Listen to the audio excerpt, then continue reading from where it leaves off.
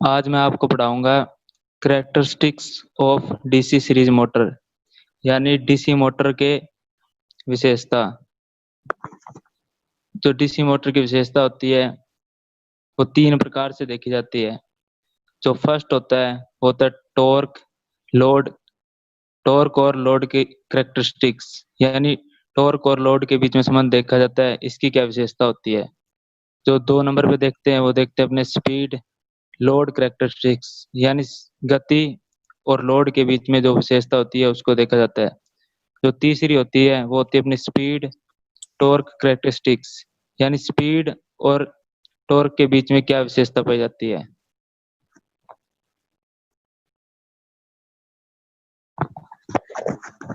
सबसे पहले अपने देखते हैं डीसी सीरीज मोटर की विशेष कैरेक्टरिस्टिक्स। जो अपनी मोटरें होती है डीसी मोटर मोटर होती है वो तीन प्रकार की होती है, जिसमें पहली होती है सीरीज मोटर, दूसरी होती है शंट मोटर और तीसरी होती है कंपाउंड मोटर। जिसमें जो कंपाउंड मोटर होती है वो दो प्रकार की होती है, एक होती है कम्युलेटिव कंपाउंड मोटर और एक होती है डिफरेंशियल कंपाउंड मोटर। तो अपने जो अब पढ़ने जा रहे हैं वो पढ़ने जा रहे हैं डीसी सीरीज मोटर की कैरेक्टरिस्टिक्स यानी डीसी सीरीज मोटर की विशेषताएं, जिसमें सबसे पहले अपने देखेंगे टॉर्क लोड कैरेक्टरिस्टिक्स यानी टॉर्क और लोड के बीच में क्या विशेषता पाई जाती है। जैसे आप राइट हैंड की साइड में आप देख रहे हो जो अपनी मोटर लगी हुई है, ये अपनी डीसी सीरीज मोटर है जिसको अपने एक बेल्ट की सहायता से लोड से जोड़ रखा है। डीसी मोटर को बिना लोड के कभी भी नहीं चलाना चाहिए। अगर अपने इसे बिना लोड के चलाते हैं तो इसकी जो गति होती है वो भयानक रूप से बढ़ जाती है और जो इसके कनेक्शन होते हैं आर्मेचर कनेक्शन वगैरह वो खुल सकते हैं और मोटर अपनी जल सकती है। अब अपने देखते हैं टॉर्क और लोड के बीच में क्या संबंध पाया जाता है। पहले अपने देखते हैं कि जो अपना टॉर्क होता है, टॉर्क किन बातों पर निर्भर करता है। जो अपना टॉर्क का फॉर्मूला होता है वो आर्मेचर टॉर्क का फॉर्मूला कोई बताएगा क्या होता है। टी प्रोपोर्शनल फाई आई। फ्लक्स और करंट फ्लक्स और आर्मेचर करंट के प्रोपोर्शनल होता है, उनका जो मल्टीप्लिकेशन होता है ना, उनके गुणनफल। हाँ जी सर, बिल्कुल सही बताया आपने। जो आर्मेचर टॉर्क होता है वो होता है 1.59 into phi P Z I A बटा में ए होता है। जिसमें जो फाई है ये अपना फ्लक्स को दर्शाता है, जो पी होता है ये अपने पोलों को दर्शाता है और जेड होता है जो आर्मेचर में चालकों की संख्या होती है उनको दर्शाता है। जो आई है वो आर्मेचर धारा को दर्शाता है, जो ए है वो समांतर पथों को दर्शाता है। इसमें पोल और चालकों की संख्या और समांतर पथ जो होते हैं ये तीनों चीजें कांस्टेंट होती है, इनका कोई भी प्रभाव नहीं पड़ता इसमें। टॉर्क टॉर्क टॉर्क पर इनका कोई प्रभाव नहीं पड़ेगा क्योंकि ये चीजें अपने कांस्टेंट कर दी है। इनमें कोई बदलाव किसी प्रकार का कोई बदलाव नहीं होगा। जो बदलाव होगा वो ओनली फ्लक्स और आर्मेचर धारा के बीच में होगा। इसलिए टॉर्क समानुपाती होता है फाई इंटू आई ए यानी फाई और आर्मेचर धारा के समानुपाती होता है टॉर्क। टॉर्क का ये संबंध होता है। किसी को कोई डाउट हो तो पूछ सकता है। क्लियर है सर, कंटिन्यू।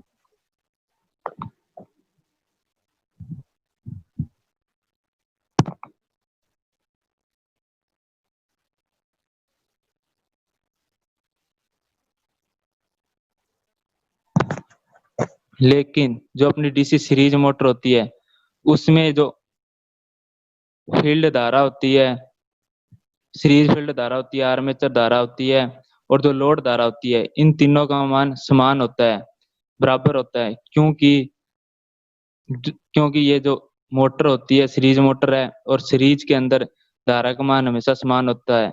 इसमें जो फील्ड वाइंडिंग है, आर्मेचर लगा हुआ है, ये दोनों आपस में सीरीज क्रम में लगे हैं, इसलिए इसमें जो भी धारा आएगी वो समान होगी। जो अपना पहले अपने देखते हैं स्टार्टिंग टॉर्क। स्टार्टिंग टॉर्क क्या होता है डीसी मोटर का? डीसी मोटर का स्टार्टिंग टॉर्क होता है आर्मेचर धारा के वर्ग के समानुपाती होता है। वो वर्ग के समानुपाती कैसे होता है वो देखते हैं अपने अब। जो ये फाई है, ये फाई फ्लक्स को दर्शा रहा है। ये कौन से फ्लक्स को दिखा दर्शाता है? ये जो अपना सीरीज फील्ड वाइंडिंग में जो फ्लक्स बनेगा उसको दर्शाता है। इसको अपने लिख सकते हैं फाई एससी से प्रेजेंट कर सकते हैं। ये हो गया अपने सीरीज फील्ड वाइंडिंग का फ्लक्स। इसलिए अपने लिख सकते हैं टी समानुपाती। आपने एक चीज देखी होगी, फाई समानुपाती आईएससी भी लिख सकते हैं।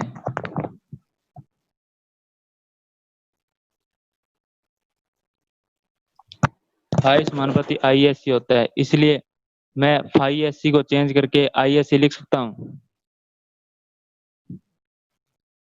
हाँ जी बोलिए। लिख सकते हैं बिल्कुल सर, क्योंकि सीरीज में है ना, तो सीरीज में करंट हमारी सेम होगी। और हाँ जो हमारी फील्ड वाइंडिंग है वो चूंकि हमारी सीरीज में है, तो करंट सेम है। तो इसलिए हम क्या कर सकते हैं, फाई एस सी की जगह हम क्या लिख सकते हैं, आई एस सी लिख सकते हैं, कोई दिक्कत नहीं है। हाँ जी सर, बिल्कुल सही बताया आपने।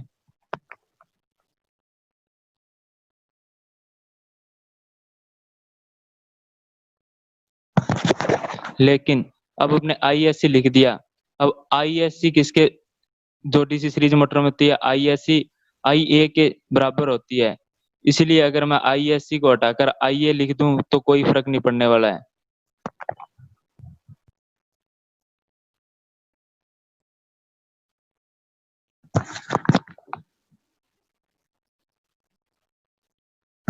इसलिए जो अपना स्टार्टिंग टॉर्क होता है वो आर्मेचर धारा के वर्ग के समानुपाती होता है। इसमें किसी को डाउट? नो सर, बहुत बढ़िया।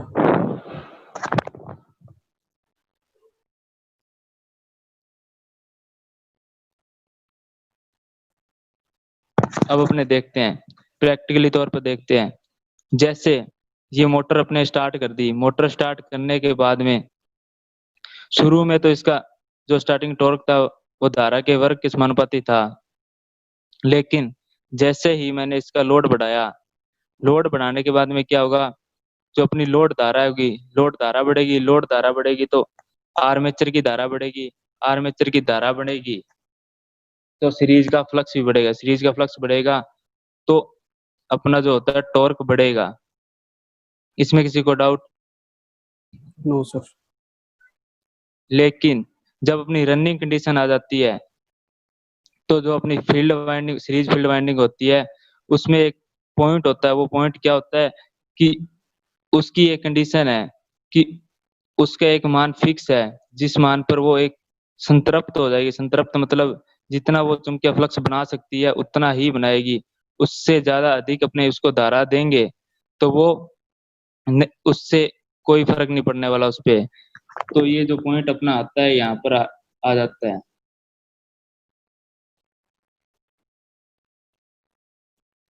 यहाँ पर अपने जो सीरीज फील्ड वाइंडिंग होती है उसकी सेचुरेशन पॉइंट आ जाता है। सेचुरेशन पॉइंट आने पे जो फील्ड फ्लक्स होता है उसका कोई प्रभाव नहीं पड़ता टॉर्क पर, और जो टॉर्क पर प्रभाव पड़ता है वो सिर्फ ओनली फॉर आर्मेचर धारा का ही पड़ता है। इसीलिए जो अपना शुरू में जो ग्राफ होता है वो अरेखीय होता है, यानी नॉन लीनियर होता है। उसके माने अपने जैसे ही मोटर रनिंग कंडीशन में आ जाती है, इसके जैसे जैसे लोड बढ़ाते जाते हैं तो लोड धारा बढ़ती जाती है। लोड धारा बढ़ने के बाद में अपनी जो सीरीज फील्ड वाइंडिंग होती है वो संतृप्त हो जाती है। संतृप्त हो जाने के बाद में जो अपना आर्मेचर, जो आर्मेचर टॉर्क होता है वो ओनली फॉर आर्मेचर धारा के समानुपाती हो जाता है। उसके बाद में अपने आर्मेचर धारा को बढ़ाएंगे तो अपना टॉर्क बढ़ेगा, वो बिल्कुल लीनियर हो जाता है, मतलब समानुपाती हो जाता है एकदम। जैसे यहाँ से मैंने इसकी आर्मेचर धारा बढ़ाई, आर्मेचर धारा बढ़ाने के बाद में जितनी आर्मेचर धारा बढ़ाऊंगा उतना ही टॉर्क बढ़ेगा, बिल्कुल लीनियर हो जाता है। इसमें किसी को डाउट? No sir, continue. और ये जो दूसरी चीज दिख रही है आपको, ये टीएसएच, ये क्या है, कोई बताएगा? ये सर शाफ्ट पे जो हमें टॉर्क मिलेगा। हाँ कुछ ये जो अपनी लॉसेस हो जाते हैं ना। हाँ जो शाफ्ट टॉर्क होती है उसका ये अपने को ग्राफ अलग से दिखाया गया है। जो शाफ्ट टॉर्क होता है वो अपने को कम मिलता है आर्मेचर टॉर्क से। ये वो इसलिए कम मिलता है क्योंकि जो इसके अंदर घर्षण हानियां होती है, लोहा हानियां होती है, उनको सबको माइनस करने के बाद में अपने को जो टॉर्क मिलता है वो शाफ्ट टॉर्क होता है, जिससे अपने लोड को संयोजित कर रखा है। जैसे कि आप ये देख रहे हो डायग्राम में, डायग्राम जो बेल्ट लगा रखा है सेल्फ शाफ्ट के साथ में, ये शाफ्ट टॉर्क जो ये मोटर काम कर रही है ये शाफ्ट टॉर्क से ही काम कर रही है। इसमें किसी को डाउट? कोई डाउट नहीं है sir, very good. No doubt sir, आगे बढ़ो।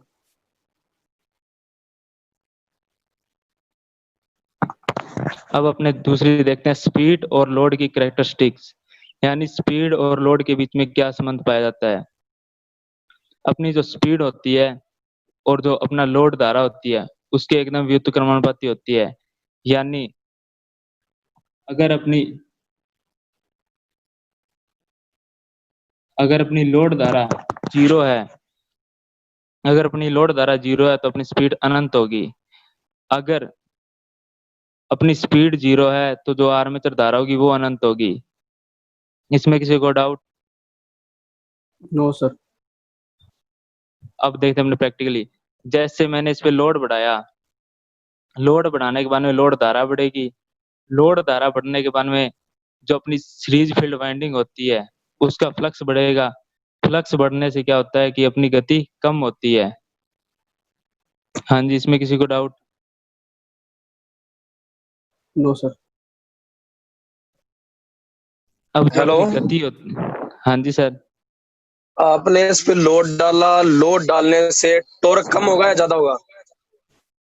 लोड डालने से टॉर्क बढ़ेगा। अच्छा, लोड डालने से क्यों? टॉर्क बढ़ेगा हाँ और गति कम होगी। हाँ, गति कम होगी क्योंकि टॉर्क का और जो गति का संबंध होता है वो विलोमानुपाती होता है। क्योंकि इनमें से एक टॉर्क कम और होगा तो फ्लक्स एक में क्या बढ़ेगा। डिफरेंस है सर? टॉर्क और ये जो टॉर्क और शंट फील्ड का फ्लक्स है, ये समानुपाती है विलोमानुपाती है? टॉर्क और जो और फ्लक्स होता है वो फ्लक्स, समानुपाती संबंध होता है उन दोनों के बीच में। अच्छा, यानी कि आपने लोड डाला जिससे लोड करंट बढ़ा, लोड करंट बढ़ा तो आपका करंट बढ़ने से फ्लक्स बढ़ा, फ्लक्स बढ़ा और टॉर्क क्या होगा? बढ़ेगा बढ़ेगा टॉर्क। और गति कम होगी। हाँ, गति कम होगी। Okay sir, thank you.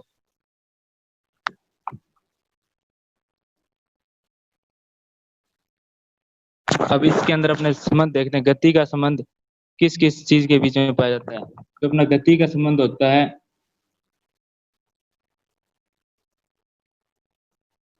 जो अपना गति का संबंध होता है वो पाया जाता है ईबी और फाई के बीच में। ठीक है, जो अपना ईबी है वो तो अपना गति के साथ में रखता है समानुपाती संबंध, यानी ईबी अगर कम होगा तो गति भी कम होगी, अगर ईबी बढ़ेगा तो गति भी बढ़ेगी। लेकिन जो फ्लक्स होता है उसके साथ में जो गति का संबंध होता है वो विलोमानुपाती होता है। अगर गति को अपने कम करेंगे तो अपना जो फ्लक्स होता है वो बढ़ेगा, अगर फ्लक्स को बढ़ाएंगे तो गति कम होगी। इसमें क्या हो रहा है, इसमें जो अपना फ्लक्स है, जैसे अपने लोड बढ़ाया, लोड धारा बढ़ी, लोड धारा बढ़ने के बाद में अपना जो अपनी सीरीज फील्ड वाइंडिंग की धारा होती है वो बढ़ेगी, धारा बढ़ेगी तो फ्लक्स बढ़ेगा, फ्लक्स बढ़ेगा तो अपनी गति क्या होती है? कम होती है। अब अपने देखते हैं ईबी को। ईबी में क्या सिस्टम होता है, जैसे अपने लोड बढ़ाएंगे तो लोड धारा बढ़ेगी, लोड धारा बढ़ेगी तो आर्मेचर की धारा बढ़ेगी।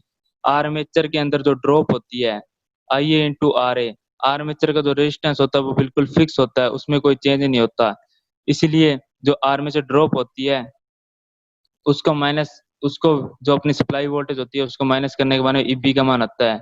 जैसे ईबी बराबर होता है V T minus I A bracket में R A plus R S C. ये आप सभी ने देखी होगी समीकरण। इसमें ईबी का मान अपने को निकालना है तो आर्मेचर धारा बढ़ी, आर्मेचर धारा बढ़ने के बाद में जो आर्मेचर जो ड्रॉप कराएगा वो भी बढ़ेगी, ड्रॉप बढ़ेगी तो अपना जो ईबी होता है वो कम होता है। अगर अपना ईबी कम हो गया तो अपनी जो गति होती है वो भी कम हो जाती है। इसमें किसी को डाउट? No sir. और कोई पूछ सकता है, पूछना तो किसी को कुछ?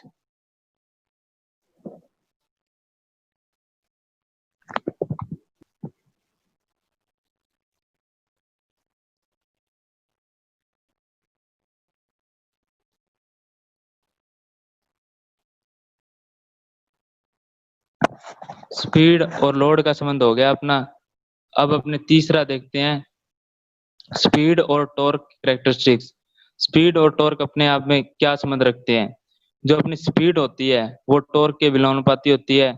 अगर इन दोनों में से अगर एक का मान बढ़ाया जाए, जैसे मैं स्पीड का मान बढ़ाता हूँ, स्पीड का मान मैंने बढ़ा दिया, तो जो अपनी गति, जो अपना टॉर्क होता है वो कम हो जाएगा। अगर मैं टॉर्क का मान बढ़ाता हूँ तो अपनी जो गति है वो कम हो जाएगी। इसमें किसी को doubt? No sir, very good. और जो स्पीड और जो टॉर्क का संबंध होता है डीसी सीरीज मोटर में वो विलोमानुपाती होता है। जैसे कि मैं एग्जांपल लेके बताता हूँ आपको। जैसे मैंने टॉर्क का मान रख लिया 1 newton metre, 2 newton metre, 3 newton metre, और अपनी स्पीड रख ली 100 आरपीएम। 1 का मतलब 100 आरपीएम, 2 का मतलब 200 आरपीएम, 3 का मतलब 300 आरपीएम। जैसे ही मैंने टॉर्क को घटाया, टॉर्क का मान क्या रखा, 1 न्यूटन मीटर रखा, 1 न्यूटन मीटर रखा, तो मेरी जो स्पीड थी वो स्पीड कितनी होगी, 300 आरपीएम होगी। जैसे ही मैं टॉर्क का मान और बढ़ाऊंगा, टॉर्क का मान बढ़ाऊंगा, 2 न्यूटन मीटर कर दिया, तो जो अब मेरी स्पीड थी वो 200 आरपीएम हो जाएगी। जैसे ही मैं जो अपना टॉर्क होता है उसको और बढ़ाऊंगा, 3 न्यूटन मीटर कर दूंगा, तो जो मेरी स्पीड होगी वो 100 आरपीएम हो जाएगी। यानी कि अगर मैं एक को बढ़ाऊंगा तो दूसरा ऑटोमेटिकली अपने आप कम हो जाएगा। इसमें किसी को डाउट? नो सर, क्लियर है।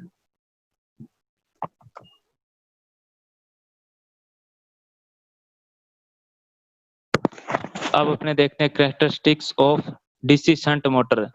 डीसी शंट मोटर में जो संबंध होते हैं वो क्या होते हैं? जिसमें से पहला अपने देखते हैं टॉर्क लोड की कैरेक्टरिस्टिक्स, यानी जो डीसी शंट मोटर होती है उसमें टॉर्क और लोड के बीच में क्या संबंध पाया जाता है? जो अपना टॉर्क होता है, टॉर्क होता है वो किन बातों पर निर्भर करता है? वो अपना निर्भर करता है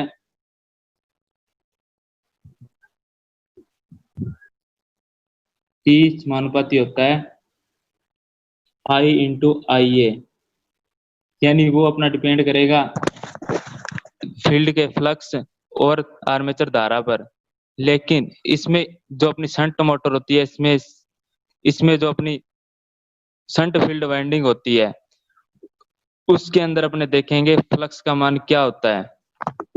जैसे जो इसकी धारा होगी, shunt motor shunt field winding की धारा होगी ISH। ISH निकालने के लिए अपने क्या करते हैं, V बटा में RSH करते हैं। यानी कि जो शंट फील्ड वाइंडिंग होती है उसको मिलने वाली जो वोल्टेज होती है वो कांस्टेंट होती है, यानी स्थिर होती है। जितनी सप्लाई वोल्टेज होगी उतनी ही मिलेगी। लेकिन दूसरी जो बात होती है, जो रेजिस्टेंस होता है शंट वाइंडिंग का, वो भी फिक्स होता है। रेजिस्टेंस फिक्स हो गया और वोल्टेज फिक्स होगी, इसलिए जो शंट फील्ड वाइंडिंग में जो धारा जाएगी वो भी फिक्स हो जाती है। वो धारा अगर फिक्स हो जाती है तो जो अपना फ्लक्स होता है बनने वाला शंट फील्ड वाइंडिंग में वो भी फिक्स हो जाता है। अगर अपना फ्लक्स फिक्स हो गया तो जो अपनी गति होती है वो भी, जो अपना टॉर्क होता है वो भी फिक्स हो जाता है। यानी टॉर्क समानुपाती फाई के होता है, टॉर्क फिक्स हो जाता है, इसलिए जो इसका ग्राफ बनता है वो लीनियर बनता है। ये जो आप देख रहे हो ये लीनियर है, यानी रेखीय बनता है इसका ग्राफ। इसमें किसी को doubt? No sir, very good.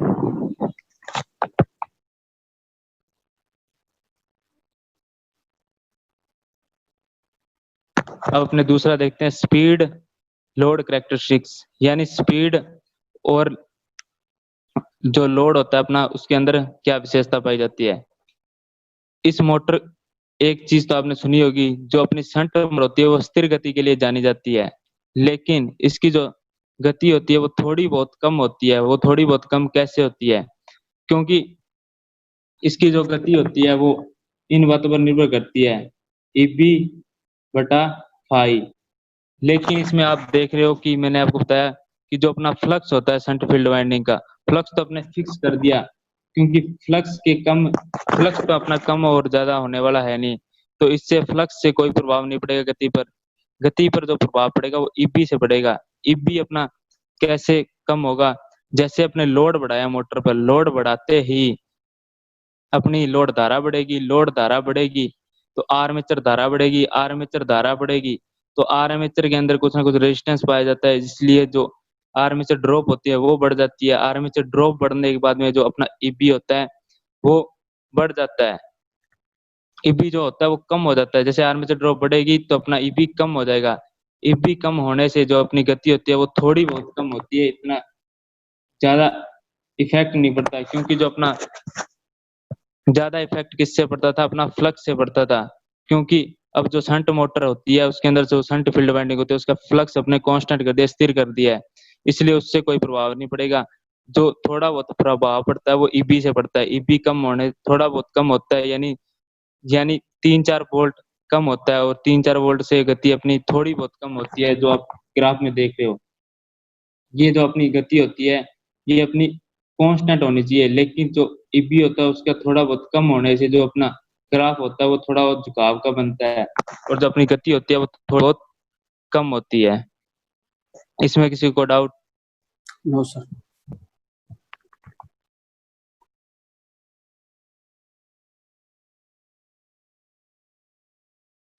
उसके बाद में जो अगला आता है अपना वो होता है स्पीड और टॉर्क की कैरेक्टरिस्टिक, यानी स्पीड और टॉर्क के बीच में क्या संबंध होता है। स्पीड और टॉर्क के बीच में भी समानुपाती का ही संबंध होता है इस मोटर के अंदर, लेकिन इसके अंदर उसमें मैंने विलोमानुपाती बताया था, इसके अंदर मैंने समानुपाती नहीं होता लेकिन कांस्टेंट होता है। इसके अंदर जो टॉर्क होता है वो कांस्टेंट होता है। कांस्टेंट मतलब जो अपना टॉर्क होता है वो स्थिर रहने की कोशिश करता है। जो अपना टॉर्क होता है वो फाई इंटू आई ए, यानी आर्मेचर धारा पर डिपेंड कर रहा था। फ्लक्स तो अपने इसका स्थिर कर दिया, फ्लक्स स्थिर कर दिया तो स्पीड अपनी कांस्टेंट होगी, स्पीड कांस्टेंट होगी तो जो अपना टॉर्क था वो भी कांस्टेंट होगा, क्योंकि ये दोनों एक दूसरे के विलोमानुपाती होते हैं। अगर एक कांस्टेंट हो गया तो दूसरा भी कांस्टेंट हो जाता है। लेकिन अपने क्या देखा था, जो अपनी स्पीड थी वो थोड़ी बहुत गिर रही थी, किसके कारण, ईबी जो अपना कम हो रहा था उसके कारण। इसमें भी वही होगा, जो अपनी आर्मेचर धारा होती है, आर्मेचर धारा, अपनी आर्मेचर धारा जो होती है उस पर डिपेंड करता है। उस पर डिपेंड करने के कारण इसमें जो ईबी का मान होता है वो कम हो जाता है, ईबी का मान कम होता है तो गति का मान भी कम हो जाता है।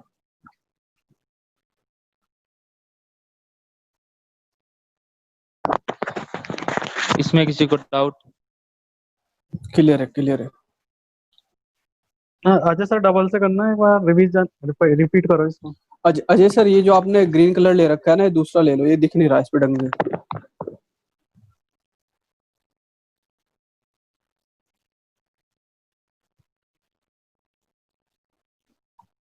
जो अपना टॉर्क का संबंध होता है, टॉर्क होता है फाई इंटू आई के समानुपाती होता है, और जो अपना गति का संबंध होता है टॉर्क के साथ में वो विलोमानुपाती होता है। अब अपने क्या देख रहे हैं, जो अपना रनिंग स्टार्टिंग कंडीशन होती है, स्टार्टिंग कंडीशन के अंदर जो अपना टॉर्क होता है वो टॉर्क अपना क्या होता है, आर्मेचर धारा के लीनियर समानुपाती होता है। लीनियर मतलब स्थिर रहता है, कांस्टेंट रहता है। जैसे जैसे अपना टॉर्क कम होगा वैसे वैसे अपनी गति बढ़ती जाती है, गति बढ़ती जाती है।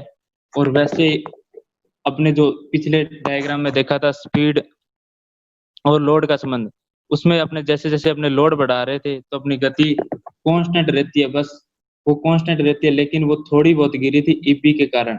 लेकिन अब अपने संबंध देख रहे हैं स्पीड और टॉर्क के बीच में क्या संबंध होता है। जैसे अपना मोटर जो होती है रनिंग कंडीशन में आ जाती है, रनिंग कंडीशन में आने के बाद में जो अपना टॉर्क होता है वो लगभग कांस्टेंट रहता है, थोड़ा बहुत स्थिर रहता है, लेकिन थोड़ा बहुत ही गिरता है। किसके कारण? क्योंकि अपने जो अपना टॉर्क होता है वो रनिंग कंडीशन में थोड़ा बहुत कम होता है। वो किसके कारण होती है? जो अपनी गति होती है वो गिरती है। जैसे लोड बढ़ता है तो गति गिरती है, तो अपना टॉर्क बढ़ता है, और अगर टॉर्क बढ़ता है तो गति कम होती है थोड़ी बहुत। ये इसका जो ग्राफ है वो आप देख रहे हो। अभी इसमें कोई ये डाउट? ग्राफ ग्राफ क्या शो कर रहा है? आपका टॉर्क इसमें ये रेड लाइन कम दिखा रही है या बढ़ा रही है टॉर्क को? जब आपकी गति जो है वो आपकी क्या हो रही है, कम हो रही है, तो टॉर्क को ये बढ़ावा दिखा रही है या कम दिखा रही है रेड लाइन? एग्जाम्पल लेके बता देता हूँ मैं आपको। जैसे मैंने टॉर्क का एग्जाम्पल ले लिया, 1 न्यूटन मीटर ले लिया, 2 न्यूटन मीटर ले लिया, तीन नहीं न्यूटन सर, मीटर ले लिया। ये बात तो मैं समझ गया, ये बात तो हम हाँ समझ जी, गए। हम ये हाँ पूछ रहे जी, हैं कि आपने बोला कि जैसे ही रनिंग कंडीशन में आई, अगर मान लो लोड बढ़ा तो कुछ वोल्टेज हाँ, ड्रॉप होने से आपका ईबी कम हुआ, ईबी कम हुआ तो आपकी स्पीड कम हुई, स्पीड कम हुई तो आपका हाँ। टॉर्क बढ़ेगा ना शंट मोटर में? शंट मोटर में टॉर्क, अगर अपनी स्पीड बढ़ेगी, स्पीड नहीं, स्पीड बढ़ेगी। तो कम होगी ना, लोड डालने से हाँ, कुछ ड्रॉपेज हुई, आपने बोला ड्रॉपेज के कारण स्पीड कम होगी, हाँ, तो स्पीड थोड़ी कम बहुत जो होगी स्पीड कुछ, कम हो रही है तो टॉर्क बढ़ना उसके चाहिए। कारण जो टॉर्क होता है वो थोड़ा बहुत बढ़ना चाहिए, बढ़ेगा। तो यहाँ पर आपका कैरेक्टरिस्टिक बढ़ता हुआ दिखा रहा है रेड लाइन। हाँ जी sir. Okay sir, thank you. Okay.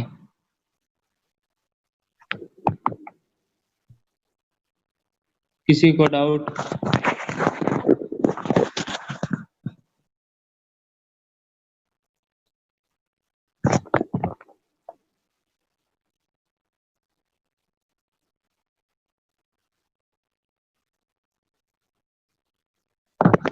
अब अपने देखते हैं नेक्स्ट, जिसमें है characteristics of DC cumulative compound motor.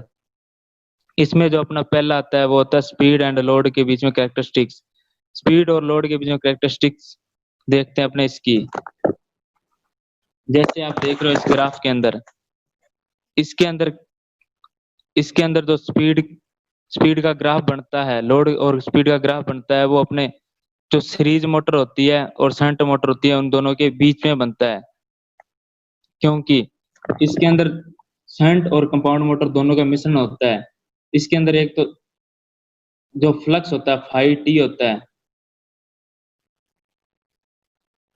जो इसके अंदर फाई टी होता है, टोटल फ्लक्स कहते हैं उसे, वो होता है अपना phi S H minus phi S C plus phi S C. जो अपनी कंपाउंड मोटर होती है उसके अंदर जो अपना फ्लक्स होता है वो जुड़ने वाले स्वभाव का होता है। इसमें किसी को डाउट? क्लियर।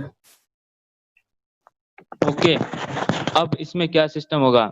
इसमें जो अपना शंट मोटर का ग्राफ होता है वो शंट मोटर का ग्राफ भी बनेगा, क्योंकि अपने इसमें शंट वाइंडिंग लगा रखी है, और जो सीरीज वाइंडिंग होती है वो सीरीज वाइंडिंग में लगा रखी है, इसलिए सीरीज वाला भी ग्राफ बनेगा। और जो इसका जो मोटर का ग्राफ बनेगा वो इन दोनों के बीच में बनेगा। जैसे कि आप देख रहे हो ये वाला जो ग्राफ दिखाया हुआ है ऊपर वाला, जो विलोमानुपाती संबंध दर्शा रहा है, ये अपने सीरीज मोटर का, और ये जो नीचे की तरफ दिखा रहा है वो है अपना शंट मोटर का, और ये बीच वाला है कम्युलेटिव कंपाउंड मोटर का। इसमें जो ये वाला डॉटेड वाला पॉइंट दिखा रखा है अपने को, डॉटेड वाला, ये अपनी सेचुरेशन पॉइंट है इसकी। जैसे जैसे अपने इसका लोड बढ़ाते जाएंगे, लोड धारा बढ़ती जाएगी, लोड धारा बढ़ती जाएगी, तो अपनी जो सीरीज वाइंडिंग होती है उसका फ्लक्स बढ़ता जाएगा, फ्लक्स बढ़ता जाएगा, और एक ऐसी कंडीशन आ जाएगी जहां पर जो अपनी सीरीज फील्ड वाइंडिंग होती है वो संतृप्त हो जाएगी। उसके बाद में उसके बाद में जो अपना फ्लक्स होता है उस पे जो धारा का प्रभाव नहीं पड़ता, और सिर्फ उसके बाद में जो अपना धारा का प्रभाव पड़ेगा वो सिर्फ ओनली फॉर आर्मेचर धारा से ही पड़ेगा, क्योंकि आर्मेचर जो ड्रॉप कराएगा उससे ईबी का मान कम ज्यादा होता है, और अगर अपना ईबी का मान कम ज्यादा होता है तो अपनी स्पीड कम ज्यादा होती है। अब अपने देखते हैं कि इसमें जो अपनी रनिंग कंडीशन होती है उसमें क्या सिस्टम होता है। जो अपनी रनिंग कंडीशन होती है उसमें जो स्पीड होती है इस मोटर की, कम्युलेटिव कंपाउंड मोटर की, वो अपनी जो सीरीज मोटर है उससे तो अधिक होती है, लेकिन जो अपनी शंट मोटर होती है उससे जो स्पीड होती है इसकी रनिंग कंडीशन में वो कम होती है। इसमें किसी को डाउट? क्लियर है।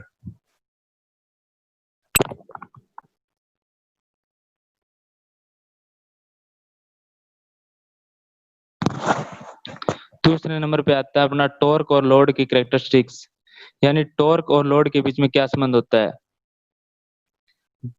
जैसे इसका भी जो ग्राफ बनता है वो शंट मोटर और सीरीज मोटर के बीच में ही बनेगा, लेकिन इसमें एक कंडीशन होती है। इसमें जैसे अपने लोड बढ़ाया तो लोड धारा बढ़ेगी, लोड धारा बढ़ेगी तो फ्लक्स बढ़ेगा, फ्लक्स बढ़ेगा तो टॉर्क बढ़ता है। लेकिन जो अपनी जो अपनी स्टार्टिंग कंडीशन होती है, स्टार्टिंग कंडीशन के अंदर क्या सिस्टम होता है, इसमें जो स्टार्टिंग कंडीशन का टॉर्क होता है वो अपना जो शंट मोटर होती है उससे तो कम होगा टॉर्क, लेकिन जो अपनी सीरीज मोटर होती है उससे अधिक होता है इसका टॉर्क।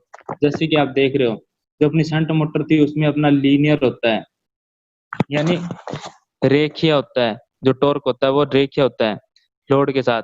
लेकिन जो अपनी कंपाउंड मोटर होती है उसके अंदर जो अपना टॉर्क होता है स्टार्टिंग में वो शंट मोटर से कम होता है, लेकिन जो सीरीज मोटर होती है उससे अधिक होता है। लेकिन जो अपनी संतृप्त की अवस्था आएगी जिसमें जो अपनी सीरीज फील्ड वाइंडिंग वो संतृप्त हो जाएगी, उसके बाद में क्या कंडीशन हो जाती है, उसके बाद में कंडीशन हो जाती है कि जो अपना टॉर्क होता है कम्युलेटिव कंपाउंड मोटर का वो अपना शंट मोटर से तो अधिक हो जाता है, लेकिन जो सीरीज मोटर होती है उससे कम हो जाता है। इसमें किसी को डाउट?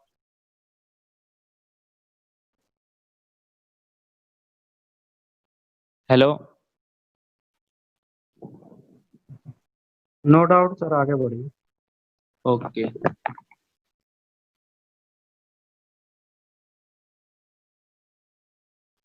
अब अपने देखते हैं इसका टॉर्क और स्पीड के बीच में क्या संबंध है। जैसे कि आप देख रहे हो जो अपनी रनिंग स्टार्टिंग कंडीशन होती है, स्टार्टिंग कंडीशन के अंदर जो अपना टॉर्क होता है वो हाई होता है। अगर अपना टॉर्क हाई होता है तो अपनी स्पीड जो होती है वो अपनी स्पीड कम होती है, लेकिन जैसे जैसे अपनी स्पीड बढ़ती है तो टॉर्क कम होता है।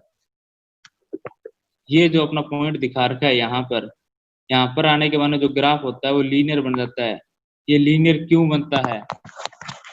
क्योंकि जो अपनी सीरीज फील्ड टॉर्क और स्पीड के अंदर जो संबंध होता है वो विलोमानुपाती होता है, लेकिन इसके अंदर जो अपनी स्पीड होती है, जो शंट फील्ड वाइंडिंग होती है वो अपनी जो स्पीड होती है उसको कांस्टेंट रखने की कोशिश करती है, लेकिन जो अपनी सीरीज फील्ड वाइंडिंग होती है और जो आर्मेचर धारा होती है उसके कारण जो अपनी स्पीड होती है वो बहुत थोड़ी बहुत गिरती है। जो अपनी शंट मोटर थी वो तो अपनी जो गति होती है उसको कांस्टेंट रखने की कोशिश करती है, लेकिन जो अपनी गति होती है वो थोड़ी बहुत गिरी थी किसके कारण? आर्मेचर ड्रॉपेज के कारण। लेकिन इसके अंदर जो गति होती है वो उससे भी थोड़ी संजय और जी, गिरती है। हाँ जी सर। हेलो। ये कौन सी मोटर का आप करेक्टरिस्टिक करा रहे हो? अब नया स्टार्ट किया करेक्टरिस्टिक, कौन सी मोटर का है? ये कम्युलेटिव कंपाउंड मोटर का। और इससे पहले जो करवाया वो डिफेंसिव था या कम्युलेटिव था? कम्युलेटिव कंपाउंड ही था। चलो कम्युलेटिव तक की करवाना, ठीक है। Okay sir. ओके। तो इसमें आप देख रहे हो कि जो अपने शंट मोटर की जो स्पीड थी वो थोड़ी बहुत गिरी थी। इसमें जो अपनी कम्युलेटिव कंपाउंड मोटर की जो स्पीड है वो उससे भी अधिक गिरी है। क्यों गिरी है? क्योंकि जो अब अपने जो सीरीज फील्ड वाइंडिंग होती है वो भी अपने सीरीज में जुड़ी हुई है, आर्मेचर धारा के सीरीज में जुड़ी हुई है, इसलिए उसकी भी जो ड्रॉपेज होती है वो भी ऐड होगी। जो अपना ईपी होता है उसका मान और अधिक गिरेगा, और अधिक गिरने के कारण अपनी जो गति होती है वो भी और अधिक गिरेगी, लेकिन वो तब तक गिरेगी जब तक अपनी जो सीरीज फील्ड वाइंडिंग होती है वो संतृप्त नहीं हो जाती। लेकिन एक कंडीशन आ जाएगी जहां पर वो अपनी सीरीज फील्ड वाइंडिंग संतृप्त हो जाती है। यहाँ पर संतृप्त हो जाने के बाद में जो गति पर इफेक्ट पड़ेगा वो ओनली फॉर आर्मेचर धारा का पड़ेगा, इसीलिए जो अपनी रनिंग कंडीशन में जो अपनी स्पीड और जो टॉर्क होता है वो लगभग कांस्टेंट हो जाते हैं। इसमें किसी को डाउट? Sir continue. ओके।